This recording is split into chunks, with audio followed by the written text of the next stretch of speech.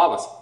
Šiandien labai greitai perbėgsiu per 30 punktų, kodėl turėtumėte numesti svorio. Taigi, svorio numetimas gali pridėti 7 gyvenimo metus sportuojant 2,5 valandos per savaitę. Kai kurie tyrimai netgi sako ir duoda netgi 14 metų daugiau. Sumažinsite osteoartrito tikimybę, kitaip sakant, keliai ir alkūnės jums padėkos. Sumažinsite širdies ir kraujotakos, plaučių, vėžio bei diabeto ligų tikimybės. Sumažinsite stresą ir nuotaiką dėl išskiriamų endorfinų. Trigubai sumažinsite inkstų darbo sutrikimus.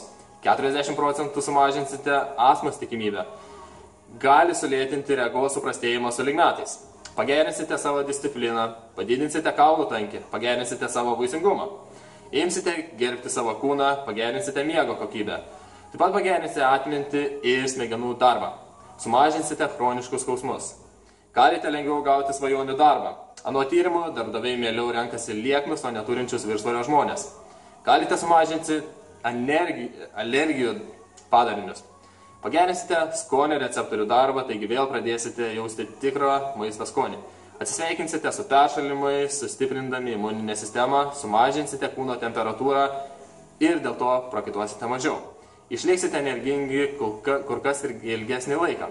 Žmonės jums bus malonesni, kad ir kokia nemaloni tiesa tai būtų.